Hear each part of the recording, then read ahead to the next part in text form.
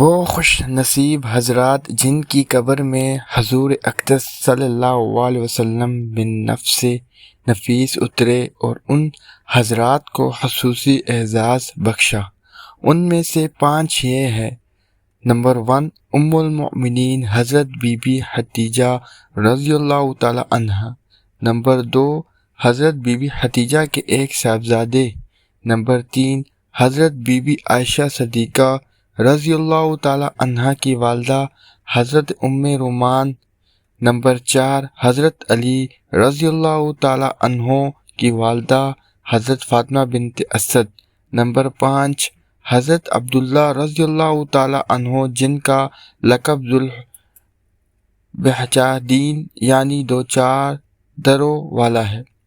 حضرت ذوالبجادین رضی اللہ تعالی عنہ کون تھے؟ کب اسلام لائے؟ یہ لقب کیوں ملا؟ شہادت کس طرح ہوئی؟ نیز ان کی تدفین کا منظر کیسا روح پرور تھا؟ آئیے ملاحظہ کرتے ہیں۔ آپ رضی اللہ تعالی عنہ کا تعلق مدینہ منورہ کے گرد و نواح میں آباد قبیلہ مزینہ سے ہے۔ آپ چھوٹے تھے کہ والد کا انتقال ہو گیا۔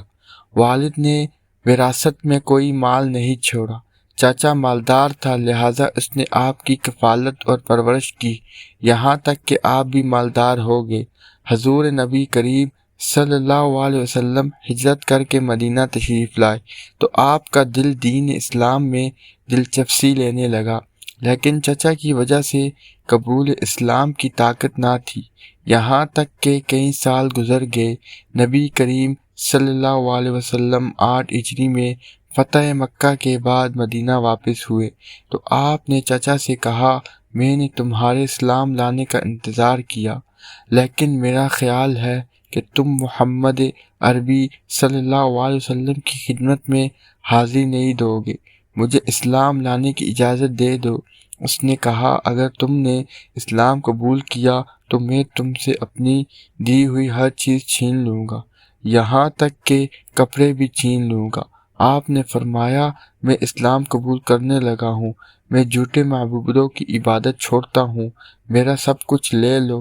چچا نے آپ رضی اللہ تعالی عنہ سے کپڑوں سمیت سب کچھ چھین لیا، جبکہ ایک روایت کے مطابق جب آپ رضی اللہ تعالی عنہ کے دل میں محبت ایمان اور محبت رسول اللہ صلی اللہ علیہ وسلم کی شمع روشن ہوئی تو آپ رضی اللہ تعالی عنہ نبی کریم صلی اللہ علیہ وسلم کی جانب روانہ ہو گئے۔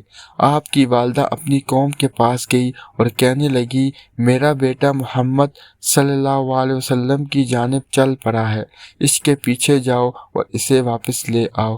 جب قوم کے لوگ آپ کو پکڑ کر لائے تو والدہ نے کہا، میرا بیٹا بہت شرم و حیا والا ہے، اگر اس کے کپڑے اتارے لوگے تو یہ بھاگ نہیں سکے گا، لہٰذا قوم نے آپ کے کپڑے اتار لیے اور برہنہ کر دیا۔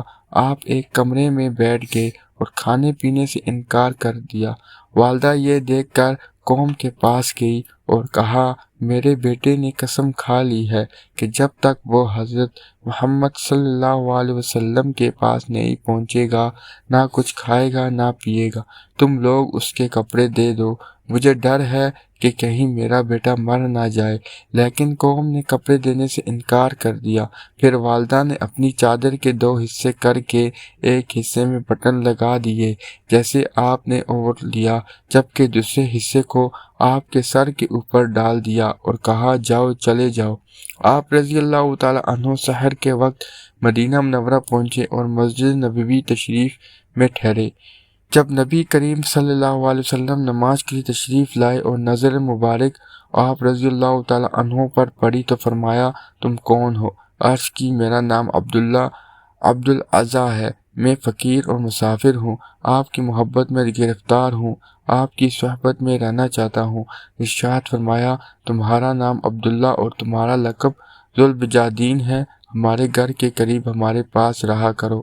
آپ رضی اللہ تعالی عنہ نے صحبت رسول کو اپنے اوپر لازم کیا ہوا تھا۔ نبی رحمت صلی اللہ علیہ وسلم آپ کو قرآن سکھایا کرتے تھے، یہاں تک کہ آپ نے بہت سا قرآن پڑھ لیا۔ آپ رضی اللہ تعالی عنہ مسجد نبوی میں قیام کرتے اور بلند آواز سے تلاوت کرتے تھے۔ ایک مرتبہ حضرت عمر فاروق رضی اللہ تعالی عنہ نے رسول اللہ صلی اللہ علیہ وسلم سے عرض کی، یا رسول اللہ صلی اللہ علیہ وسلم، کیا آپ اس عربی دیہاتی کو نہیں سن رہے کہ بلند آواز سے قرات کرتا ہے اور اپنے بلند آواز کی وجہ سے دوسروں کو تلاوت قرآن سے روک دیتا ہے؟ نبی رحمت صلی اللہ علیہ وسلم نے فرمایا، عمر، اسے چھوڑ دو، اس نے اللہ اور اس کے رسول صلی اللہ علیہ وسلم کی طرف ہجرت کی ہے۔ ایک روایات میں ہے کہ حضرت عمر رضی اللہ تعالی عنہ نے بارگاہ رسالت میں سوال کیا، کیا یہ ریاکار دکھلاوا کرنے والا ہے؟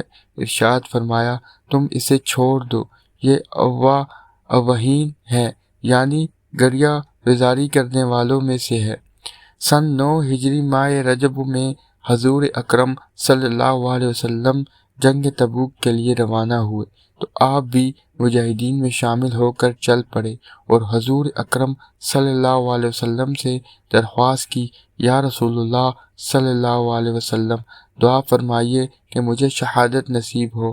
نبی رحمت صلی اللہ علیہ وسلم نے آپ سے ببول کے درخت کی چھال منگوائی۔ آپ چھال لائے تو آپ صلی اللہ علیہ وسلم نے اسے آپ کے بازو پر باندھ دیا اور دعا کی، اے اللہ، میں نے اس کے خون کو کفار پر حرام کر دیا ہے۔ عرض کی، میں نے اس کی خواہش نہیں کی۔ حضور صلی اللہ علیہ وسلم نے ارشاد فرمایا، جب تم جہاد کے لیے نکلو، اگر بخار میں بھی فوت ہوگے، جب بھی تم شہید ہوگے، اگر تمہارا جانور تمہیں گرا کر تمہاری گردن توڑ دے تو بھی تم شہید ہوگے۔ کوئی حرج نہیں کہ شہادت کس طرح ملے۔ اللہ تعالیٰ کا کرنا ایسا ہوا کہ رسول اللہ صلی اللہ علیہ وسلم نے مقام تبوک پہنچ کر تقریباً 20 راتیں دشمن کا انتظار کیا۔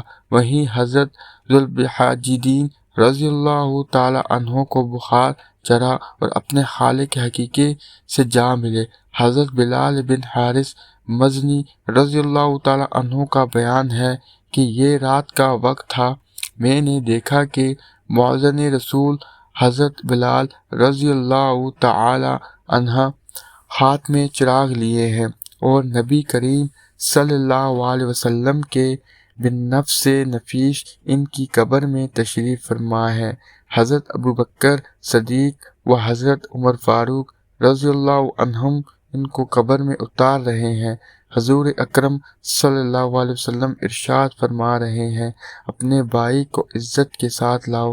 اس کے بعد نبی کریم صلی اللہ علیہ وسلم نے خود ہی قبر کو کچی اینٹوں سے بند فرمایا، پھر یہ دعا مانگی، الہی، یہ میری خدمت میں دن رات رہا، میں اس سے راضی ہوں، تو بھی راضی ہو جا۔ یہ اعزاز و کرام اور محبت و شفقت دیکھ کر حضرت عبداللہ بن مسعود رضی اللہ تعالی عنہ نے فرمایا، اللہ کی قسم، میری یہ آرزو تھی کہ میں ان کی جگہ پر ہوتا، حالانکہ میں حضرت ذوالبجادین سے 15 برس پہلے اسلام لایا تھا۔ حضرت ابوبکر صدیق رضی اللہ تعالی عنہ نے یہ روح پرور نظر دیکھ کر اپنے جذبات کا اظہار یوں فرمایا، اللہ کی قسم، میری یہ خواہش ہے کہ میں اس قبر میں ہوتا۔ یاد رہے کہ حضرت ذوالبجادین رضی اللہ تعالی عنہ کے علاوہ غزوہ تبوک میں کسی اور صحابی کی وفات نہیں ہوئی۔ اللہ تعالیٰ کی ان پر 1000 بار رحمت نازل ہو، آمین یا رب العالمین۔ امید کرتا ہوں کہ آج کی ویڈیو آپ کو پسند آئی ہوگی۔ اگر ویڈیو پسند آئی ہے تو چینل کو سبسکرائب کریں۔ شکریہ۔